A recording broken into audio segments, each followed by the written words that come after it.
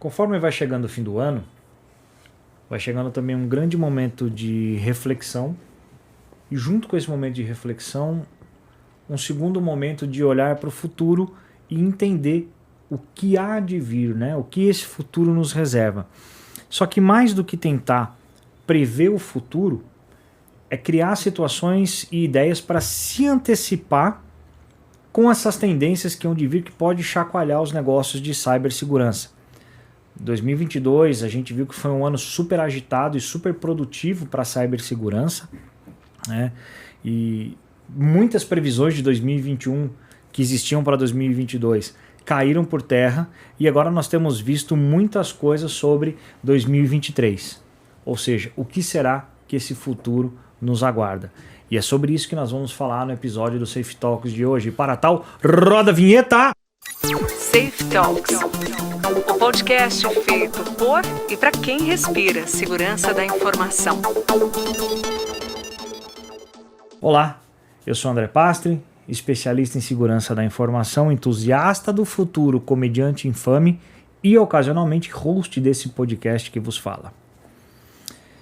E o que permeia muito esse nosso futuro, né, é a questão da cibersegurança. Como será que serão as manchetes para o futuro de 2023 relacionados à cibersegurança? Será que nós vamos ter novamente muitos ataques, muitos crescimentos? Como que isso será tratado, né? Quais são as visões, previsões e antecipações para 2023? E para tratar sobre esse tema, nós temos aqui uma pessoa que eu posso dizer velho de casa. Não velho por idade, mas velho por continuidade, né? Tá conosco aqui todas as semanas, na maioria dos episódios, e só faz isso porque ele realmente representa bastante esse meio de cibersegurança. Grande mestre Kamata, seja muito bem-vindo. Obrigado pelas palavras, André. Muito satisfeito de estar aqui novamente. Legal, um grande prazer. E é isso aí, Kamata. Já vamos entrar pegando fogo aqui nesse assunto. Vamos. Cara, 2022 foi um ano produtivo para a cyber? Olha, eu acho que foi sim, bastante produtivo, tá, André? O 2022 foi um ano desafiador, a gente saindo aí de pandemia, voltando um pouco ao cenário mais normal das nossas vidas, tá? Só que eu diria sim que foi um ano assim, bastante importante para a cibersegurança, de maneira geral. A gente tem consolidado cada vez mais esse assunto no board, né, no conselho das empresas, né, é um assunto que cada vez mais sai ali do nível tático e vai para o nível estratégico, né? Durante o ano eu participei, por exemplo, de reunião de conselho de empresa, né, em algumas oportunidades, para falar de cibersegurança para os conselheiros. Né, o que os conselheiros de grandes empresas precisam saber de cibersegurança para poder ajudar nas decisões do dia a dia ali que eles estão tomando ali nas reuniões de conselho e tudo mais, tá? Então eu vejo que essa relevância que o tema tem ganhado, ele é muito benéfico, né, para a gente conseguir avançar na maturidade que as empresas têm, que o mercado tem de cibersegurança, dar visibilidade, né, colocar um mindset de que segurança, né, caro é você ser atacado, né? Segurança Exato. é barato, você, né, trabalhar para você tornar o seu ambiente mais seguro e prevenir é muito mais barato do que você remediar depois, tá? Então, eu acho que a gente teve bastante sucesso em 2022, tá? E especialmente porque quando a gente fala de cibersegurança, né, é um assunto que é complexo demais. Tem sua né? delicadeza ao tocar, né? E a gente sempre olha o seguinte, né? A cibersegurança é estilo guerra assimétrica, né? Você tem que está se protegendo, se defendendo 24 horas por dia, em todos os flancos, né? Se protegendo ali. E o atacante ele precisa de que você falhe somente uma vez para poder ter sucesso, tá? Então eu vejo que assim, a gente tem muito mais sucessos do que falhas, tá? E então eu vejo que 2022 foi um ano muito bom para a segurança. Estou falando de maneira geral no mercado, tá?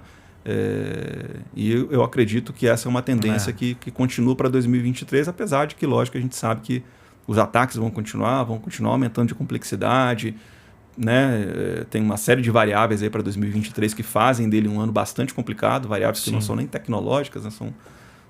sociais, políticas, socioeconômicas, né? geográficas, guerra, né? Então, assim, vai ser um ano que eu acho que vai ter alguma instabilidade, assim, um ano que a gente não sabe muito o que esperar dele, tá? Mas do ponto de vista de mercado de cyber, eu acredito que a gente está muito bem e cada vez melhor. Então, eu acho que cibersegurança tinha uma dificuldade muito grande de tangibilizar, né, qual é o retorno de cibersegurança para as empresas, e eu acredito que com todos os avanços, né, de GRC, da gente falar num grau bastante estratégico ali para a empresa, de mostrar que o investimento em cibersegurança é necessário, eu acho que a gente daqui para frente vai ter cada vez menos problemas, né? Muitas vezes os problemas eles acontecem justamente porque você não tinha ali uma proteção para se defender, né? A gente estava esperando ser atacado, né? Então, acho que a partir do momento que as empresas conseguem visualizar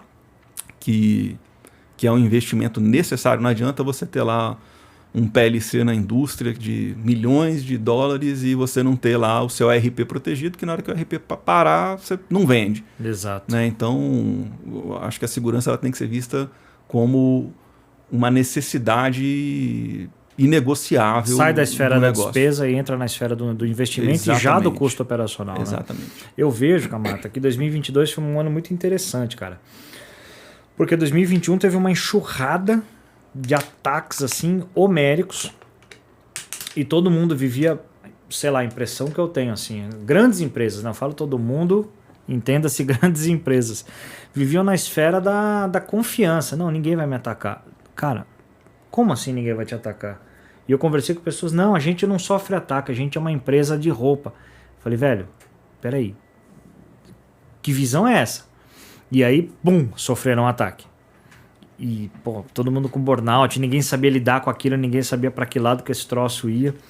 E já 2022 foi um ano onde as defesas funcionaram assim muito bem, assustadoramente bem, o que é muito bom para o mercado como um todo, porque quando a gente gera mais barreira, né, e assim, como a gente estava falando, um atacante ele precisa de quantas vitórias? Só de uma. Se ele tiver 999 derrotas e uma vitória, ele tem destaque. Agora, se quem está na defesa, né, defendendo um gol, o cara defende 999 gols, ele toma perde um, é frangueiro. Então é uma cena muito complicada, mas eu acho que o apanhado de 2022 deixou um legado, que eu não sei, na minha visão, ele é animador para 2023, eu não é? Eu acho que sim, tem uma evolução nítida, tá, em relação a essa questão dos ataques, né? Então a gente vê que tem menos empresas que estão sofrendo com isso, né?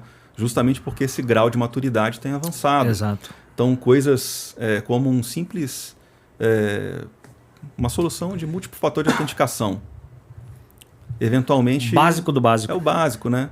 E aí às vezes eu acho que também tinha uma visão muito de fazer a segurança avançada. E a gente hoje, por exemplo, a gente vê que o cara precisa fazer primeiro o básico, meio que não tem segurança avançada. Você tem o básico e o básico feito de maneira avançada.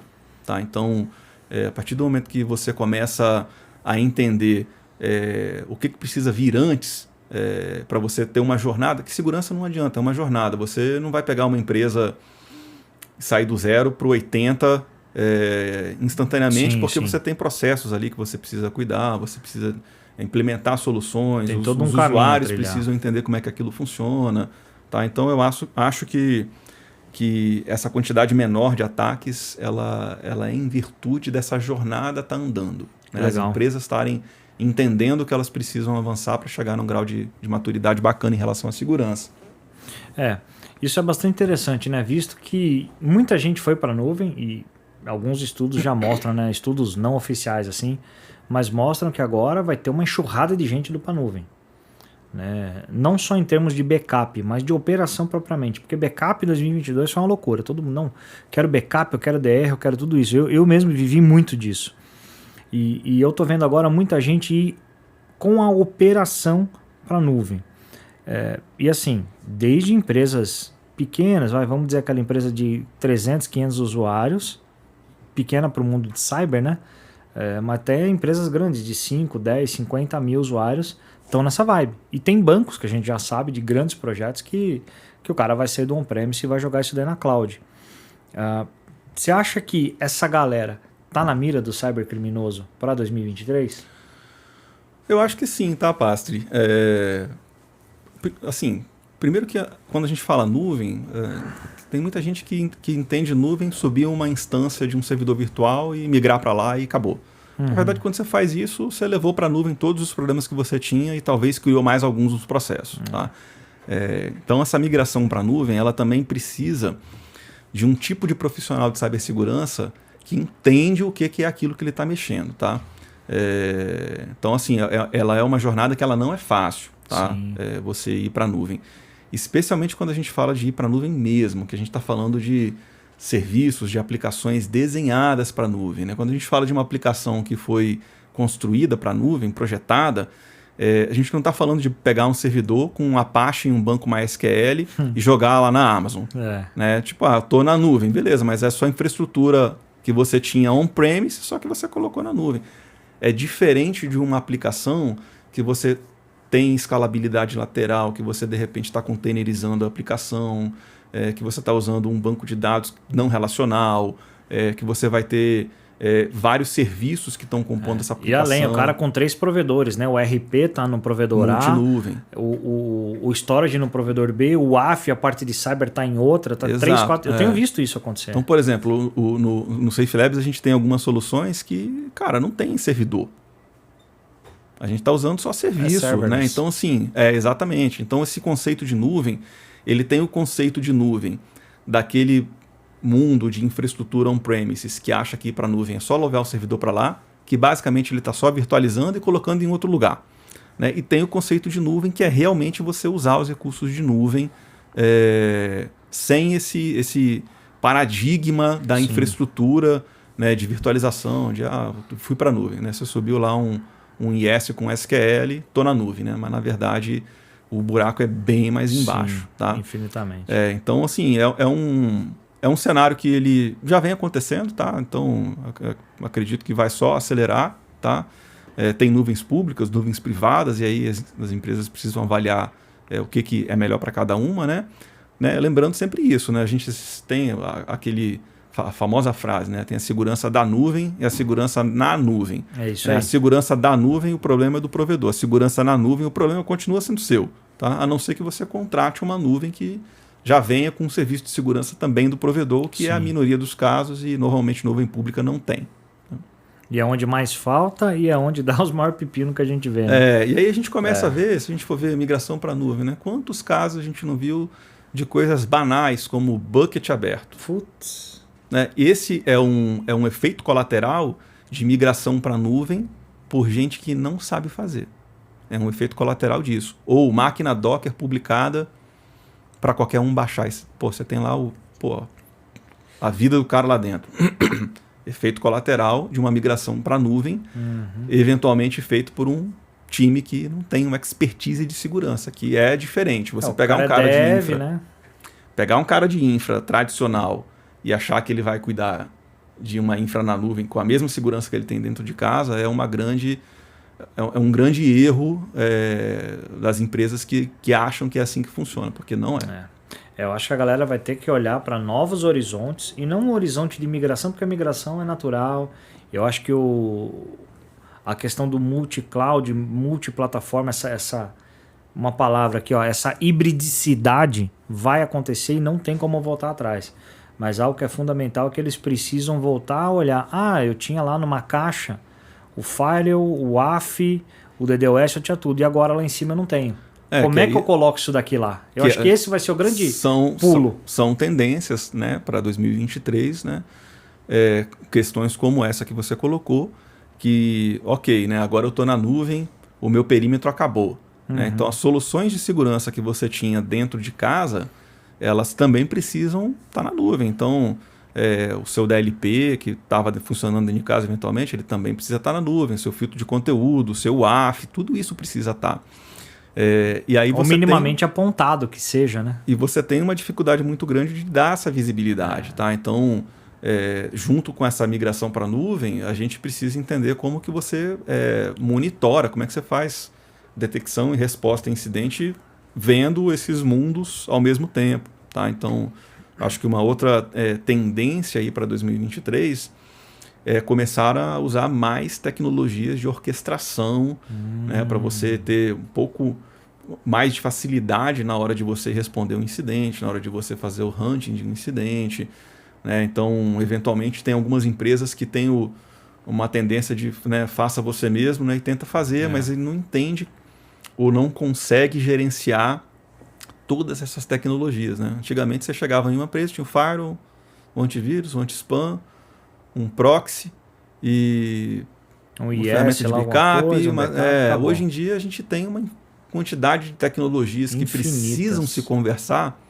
muito grandes. Então, são muitas partes móveis, tá?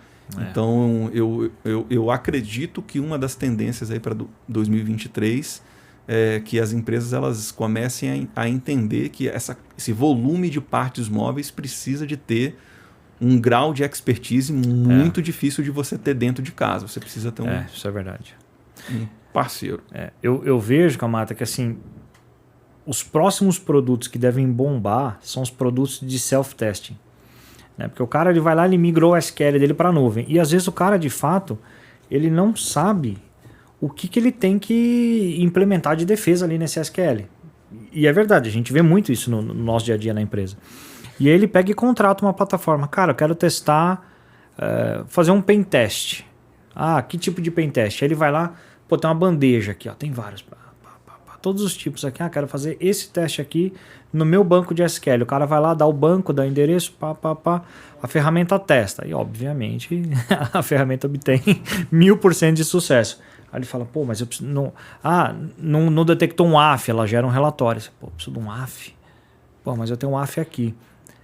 Lá eu não tenho. Pô, eu não pensei nisso, porque eu sou um cara tradicional de infra. Eu acho que isso vai ser a grande tendência, sabe? Esses produtos que vão dar self-test. Ah, eu quero testar da DDoS. Até porque o cara testa a qualquer hora. Ele não vai precisar de muita cerimônia, de muita contratação. Ele contrata lá, eu quero dar 1000 tiros. Não importa se vai ser tiro de SQL, tiro alguma coisa assim. Você acha que esse é um produto que vem com muita força? Eu acredito que sim, tá? E aí falando de nuvem, né, o cara pode ter o banco, mas se ele tem uma aplicação nesses modelos de desenvolvimento mais ágeis, aí a coisa começa a ficar mais complicada ainda para o time de segurança. Você comentou do pentest, né? Uhum. Aí você fez o pentest na sua aplicação hoje. Cara, desenvolvimento ágil, sei lá, na sexta-feira pode ter uma nova versão da sua aplicação. Então, se você não consegue criar um mecanismo de você acompanhar... historicamente, o time de desenvolvimento e o de infra sempre teve muita briga, né? Uhum. A aplicação está lenta, é o banco, é a infra, é o disco, é a rede. Na segurança é a mesma coisa, né? Só que hoje você tem essas metodologias de desenvolvimento que você não tem mais uma versão a cada 6 meses. Sim. Um major release. Você tem o tempo todo isso beta sendo 1, beta alterado. 2, beta 3, beta 4. Exatamente. Então, que é a integração contínua, né? Então, se você não consegue embutir dentro desse processo de integração contínua da sua aplicação mecanismos que vão testar a segurança, então, beleza, olha, eu estou com a minha aplicação aqui, não é só o SQL, tem a aplicação, porque tem uma outra coisa que mudou, é que a maioria dos ataques hoje, eles não estão mais na camada de aplicação. Sim. Eles estavam quando a gente não tinha procedimento de patch, né? Pô, você pegava banco aí, IS, sistema operacional. Rodava tranquilo. Cheio de bug. Hoje você já tem, pelo menos na maioria das empresas que tem uma maturidade maior, essa parte da infraestrutura um pouco melhor defendida. Sim. Só que aí isso mira agora, né? Os hackers, né, eles começam a migrar a camada de aplicação. E aí na camada de aplicação, se você não tem o seu processo de segurança, beleza, ó, estou aqui na versão 1.0, vou lançar a versão 1.01. Para eu montar essa build, eu preciso que no meio do caminho rode um teste estático. É isso. Dependendo do que der, tem que falhar e ponto, acabou. Volta para a prancheta. Volta para 1.0. Volta para 1.0. Ah, não, beleza, o teste estático passou e agora eu estou com minha aplicação aqui em homologação. Pô, você vai rodar os seus testes dinâmicos, você vai fazer mais um monte de teste ali para depois isso ir para a produção. Então, eventualmente a empresa que ela vai para a nuvem, né? ela monta uma aplicação para ir para a nuvem, ela, sei lá, seja qual for o setor, né? E ela trabalha dessa maneira, com um desenvolvimento mais ágil, se ela leva a segurança dela, ainda com a mentalidade lá de fazer um pentest a cada 6 meses, fazer uma análise de vulnerabilidades mensal, a chance dela ter um problema é muito grande. Tá? Então, quando a gente fala de migrar para a nuvem, seja migrar a infraestrutura ou migrar a aplicação para uma arquitetura de nuvem, exige conhecimentos específicos. Não é o mesmo mundo que a gente tinha on-premises e de aplicações tradicionais, vamos dizer assim, cliente servidor. Aquele waterfall, né? Eu desenvolvo o monolítico. O monolítico então, todo. Assim, isso é uma coisa que a gente vai começar a ver, já estamos vendo, né? Sim. Tanto que hoje DevOps ou DevSecOps, né? A gente tem alguns anos que já fala de DevSecOps, também é um profissional bastante raro você ter alguém com experiência no mercado. Tá? Sim, então, é tão novo o negócio que ninguém nem manja ainda. Tá, então... E até nessa linha, Kamata, a gente vê assim que muito se falou sobre criptomoeda em 2022. Boom de gente 21 e 22 comprando cripto, o cara tá em casa, pandemia, não sei se meu trabalho vai perdurar, deixou eu investir, e aí ele começa a olhar a criptomoeda como um investimento. Mas a gente vê assim, o Exchange B que cai, é Exchange A que toma um lapso, é Exchange C que era fraudador e deu um maior problema nesse mercado. Desse apanhado de 2022, uma coisa ficou muito clara para mim. O povo ainda não manja desses paranauê. O povo em geral não manja muito desse universo de criptomoeda. Você acha que essa polarização que teve, todos esses sustos que todo mundo tomou com as suas economias, você acha que isso tende a mudar? Qual que é a tua visão de tendência para 2023 em relação à criptomoeda? Olha, eu acho que vai ter um esforço maior de ter algum tipo de regulamentação, tá? Porque essa última aí que deu problema, cara, a coisa foi fraude, né? Tipo, não foi uma questão técnica, né? Eu sempre tento separar o que é a tecnologia, né, do blockchain ou das criptomoedas propriamente dito com a gestão disso, né? Então, esse problema que teve recente foi muito sério, então muitos fundos, né, perderam dinheiro, às vezes, cara, fundo de aposentadoria que aplicou e tal, então eu acredito que vai ter um esforço maior para que isso seja regulamentado. Cara, sim, eu honestamente acredito que criptomoeda ainda vai continuar, tá? Então, tem essas oscilações do mercado, isso é bom que aumenta também a maturidade do mercado em relação à criptomoeda, essa coisa de que é um investimento que não tem risco, ou que é um investimento que vai te dar um retorno fixo. Cara, é conversa para boi dormir, tá? E aí também tem a questão de maturidade mesmo dos usuários, entenderem, né, que quando você tem uma carteira de criptomoeda que está sendo gerenciado lá pela sua exchange, essa carteira não é tua, é lá do cara. Se esse cara amanhã sumir, acabou. Então, e você tem como ter a sua própria carteira com suas criptomoedas dentro dela, né, contigo, né, e não com a exchange, tá? Então acho que faz parte do processo de amadurecimento do mercado, de entender como é que isso funciona, né? Então, do mesmo jeito que, por exemplo, a gente teve essa exchange grande que teve problema alguns anos atrás, a gente teve bancos grandes nos Estados Unidos que também quebraram. Sim. Tá? Então, tomando assim, cada tropeço. Exatamente. Então teve banco lá que teve que ser resgatado, cara, a economia, né, foi colapsou e tal. Então, assim, eu sempre tento citar esses exemplos porque esse tipo de problema ele não é intrínseco da tecnologia. Ele é um problema que ele aconteceu já com banco tradicional, ele aconteceu com criptomoeda, pirâmide. Aconteceu com avestruz, aconteceu com boi gordo, aconteceu com empresa de telefonia. Então, assim, só para a gente não macular a moeda em si, a moeda em si, né? A tecnologia em si, porque às vezes um ator malicioso que cara, comete um erro grotesco, intencional ou não, né? Ele não pode, né, definir o destino de um blockchain da vida, que é uma tecnologia espetacular. E o pessoal usa muito de blockchain, principalmente para hackear, o cara cobra e aí cai em cripto, puta, é 100% irrastreável. Né? É rastreável, mas a gente sabe que, né, assim, eu não vou nem entrar muito nisso, porque senão a gente debanda para um outro universo, né? Cripto hoje é um grande incentivador do cybercrime. Tá?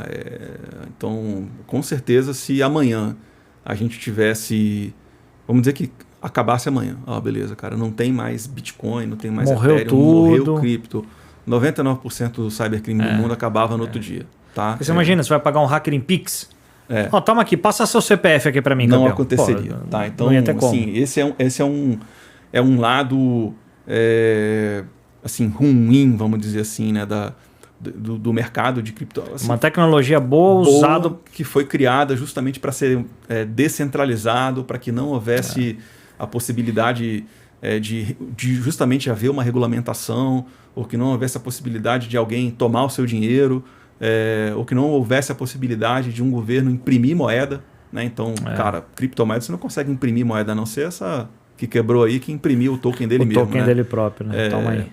Vamos então, fazer a segunda Venezuela digital aqui. O efeito colateral que surgiu foi esse, né?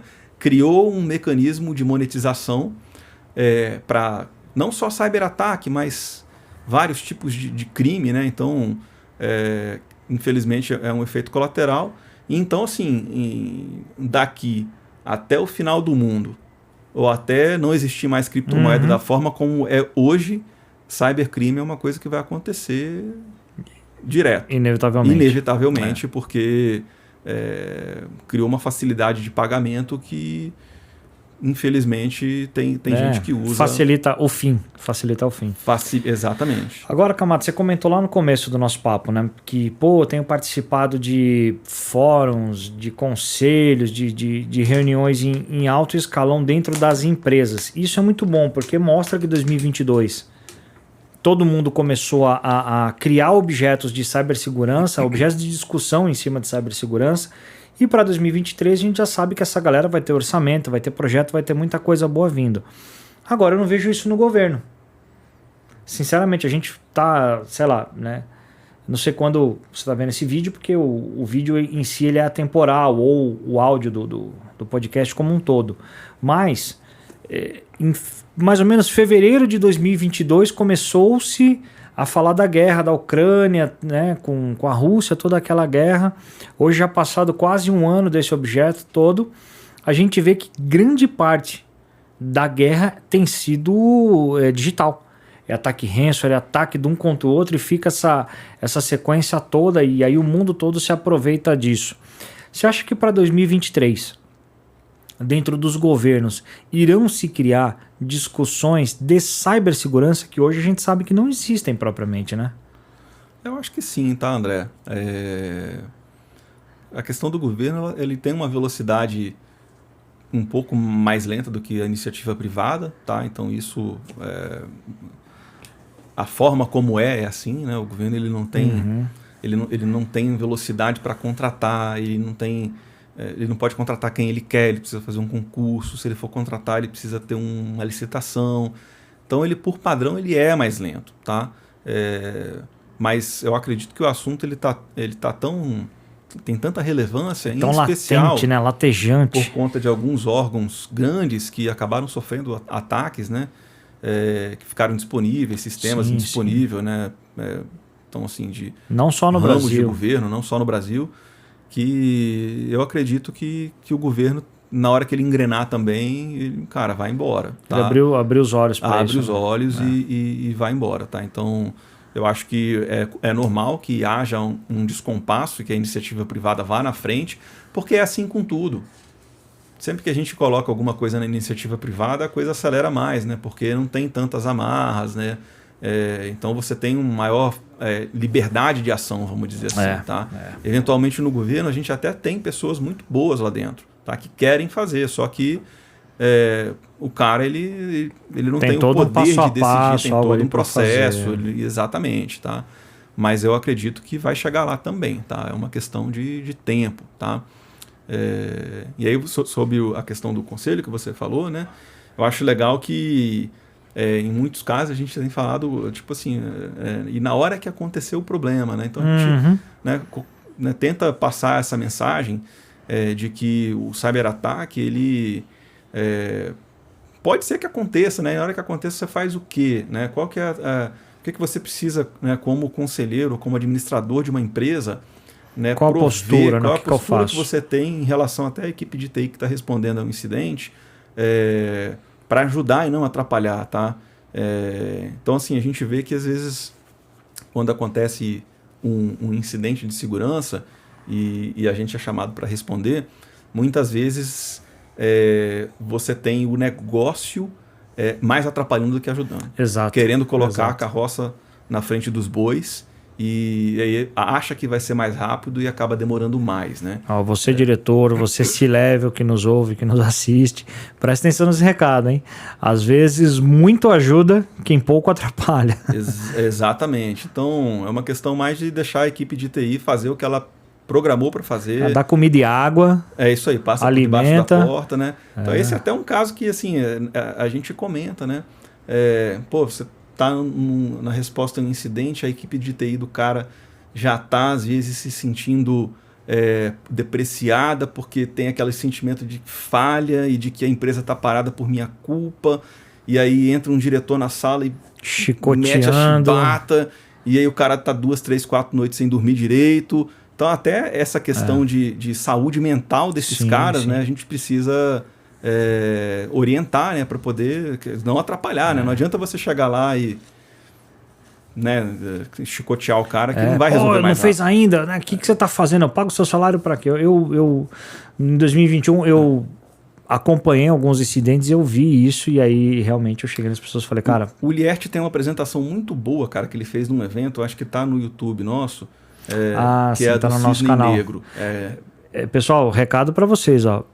A apresentação do Cisne Negro lá do Liert tá dentro do nosso canal, não percam. Realmente ela traz muita luz sobre isso. É realmente um tema muito bacana, cara. Eu diria que é uma das melhores apresentações brasileiras sobre esse tema. Busquem lá. Então, assim, isso acho que ajuda a, como é que eu posso dizer assim, conscientizar mesmo, né? A parte do negócio de que pode ser que aconteça, se acontecer, como é que se responde, como é que se faz, tudo mais. Então, assim, eu acho que esse grau de maturidade ele tem ajudado bastante as empresas.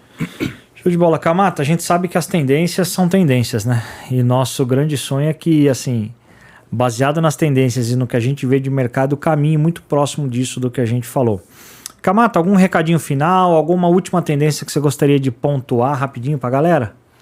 Olha, eu acho que uma tendência para o ano que vem é a gente ter a necessidade de fazer monitoramento fora do ambiente corporativo da empresa, né, coisas que estão na Deep, na Dark Web, né, justamente por conta dessa necessidade de monetização.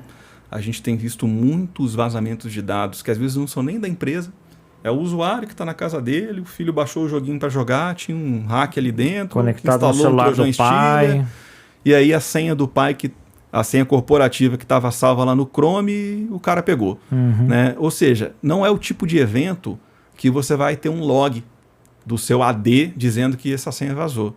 Você vai conseguir ver isso num grupo lá que está negociando a venda dessa credencial, a venda dessa informação. Tá? Então, acho que isso para o próximo ano é uma tendência muito grande, né? E esse foco na questão de desenvolvimento seguro. Né? A gente já tem um tempo que fala que as empresas são APIs, né? As empresas estão se transformando em APIs. Tá? E aí essa questão de DevSecOps, ela é bem importante porque esse é o time que une a infraestrutura à aplicação. Tá? Então acho que essa também é uma tendência que para 2023 ela... Legal, acho que faz todo sentido. Então assim, é pegar o seu processo de segurança e entender aonde que ele se encaixa dentro de desenvolvimento de aplicação. Tá? A gente vê muita gente reformando as aplicações, retrofit, refatoração, né? Pega uma aplicação que está dentro de casa e quer jogar lá na web e tudo mais. E aí os procedimentos de segurança eles são bem diferentes do que a gente costumava ter no passado. Muda bastante. Kamata, mais uma vez, seja da casa, a casa é sua, o microfone é seu, é nosso. Valeu, Queria obrigado. mais uma vez, cara, te agradecer, que eu sei que você ocupa uma posição que exige bastante de você dentro da ESH, né? E você tem se disponibilizado não só para a gente, mas para o público que nos assiste, que nos ouve, né? Trazendo uma qualidade de informação tão rica, né? Uma informação tão boa e tão difícil de achar na internet. Queria te agradecer por você poder ter compartilhado tanto assim com a gente esse ano, viu, Camargo? Obrigado aí pelo elogio, Pastor. É um prazer estar aqui e a gente sempre que puder vai estar junto aqui para poder falar de segurança. É a nossa missão. A porta aberta, virar de novo. A tendência 2023, Camata no podcast. Vou botar um crachá meu aqui na cadeira. Bota o crachazinho já aí na cadeira, que é isso aí. É isso aí, Camata. Muito obrigado pela sua presença mais uma vez. Valeu. Viu? Valeu, tamo junto. Até logo, pessoal. É isso aí, pessoal. E assim a gente vai terminando mais um episódio do nosso Safe Talks. E na próxima edição traremos mais um assunto quente de mercado com convidados super especiais. É isso aí, galera. Não deixa de seguir a gente nas nossas redes sociais. É isso aí, galera. Valeu, valeu, valeu. Muito obrigado. Fui!